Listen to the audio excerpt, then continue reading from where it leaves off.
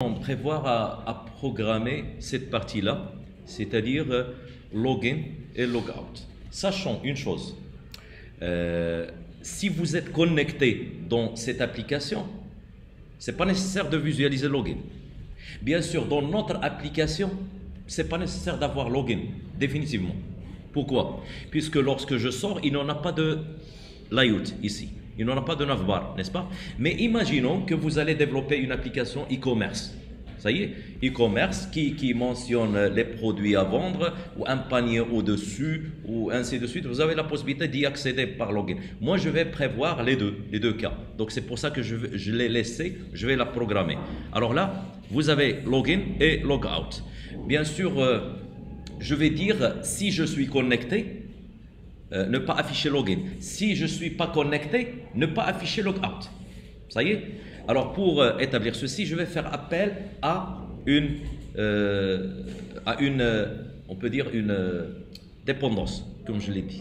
Donc la dépendance, je ne sais pas si je l'ai ajoutée ou non. Je vais prévoir. Ah, je l'ai ajoutée, c'est celle-là. C'est celle-là. Donc je vais faire quoi? Je vais y aller dans mon template, ok, où je vais ajouter une ligne ici pour mentionner qu'elle est sécurisée. Alors là, je vais prévoir à ajouter à peu près semblablement à ça. Là, au lieu d'avoir TimeLeaf, elle est de type sécurité. Donc security, ici c'est S, après org on a slash TimeLeaf, extra string security 6, bien sûr. Vous allez mentionner 6. Si c'est 5, ça ne va pas marcher avec votre version. Alors, qu'est-ce qu'il en a après? Alors là, comme je l'ai dit, on va jouer sur login ou logout. Alors là, ça c'est le login. On va dire que elle ne doit pas être visible, n'est-ce pas? Alors, je vais y aller ici. Je vais lui dire security, authorize égal. Là, je vais dire une chose.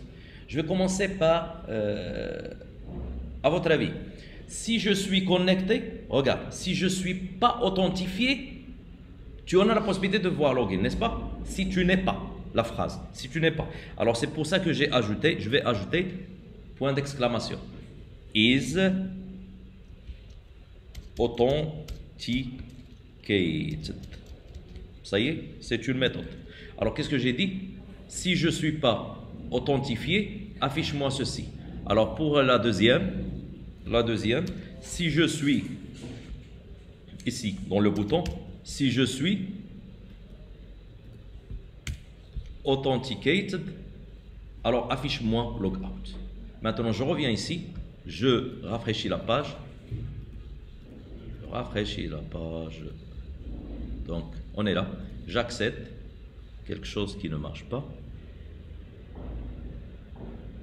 J'ai fait une chose. Ah, j'ai oublié. Authorize, c'est juste. Quoi? Je me cite. Ah oui, j'ai oublié U. Ok, c'est bien. On est là. Donc si je clique sur, je vois logout. Elle est affichée, l'autre elle n'est pas affichée. Bien sûr, comme je l'ai dit, je sors, il n'en a pas de quoi? De ceci. Pour nous, nous allons prévoir à établir maintenant login. Nous allons créer notre login. Ça, c'est quelque chose qui est automatique ou préfabriqué par Spring Boot, ce que vous voyez. Maintenant, nous allons créer le nôtre. C'est ainsi vous pouvez insérer votre template, ok, votre layout. Alors, pour ce faire, je vais y aller dans quoi? Donc, je reviens ici. Je prévois le Spring ici. Vous voyez, je lui ai dit, affiche-moi formulaire login, qui est préfabriqué, j'ai dit. Alors, si je fais point, il m'affiche login page. Ça veut dire, je peux mentionner ma page. Alors, je vais lui dire, ma page, ça va être nommé ça va être nommé quoi? Login. Alors, c'est slash login. OK? Pour, bien sûr, permettre à toute personne d'y accéder, je vais ajouter permit all. OK?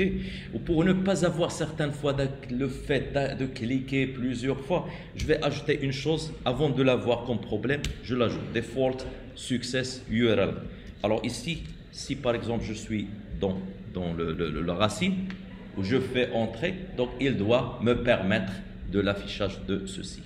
Une autre chose pour vous, pour ne pas avoir aussi ce problème, certaines fois vous en aurez ce problème, le fait de visualiser le Bootstrap. Il peut te montrer ton login sans Bootstrap.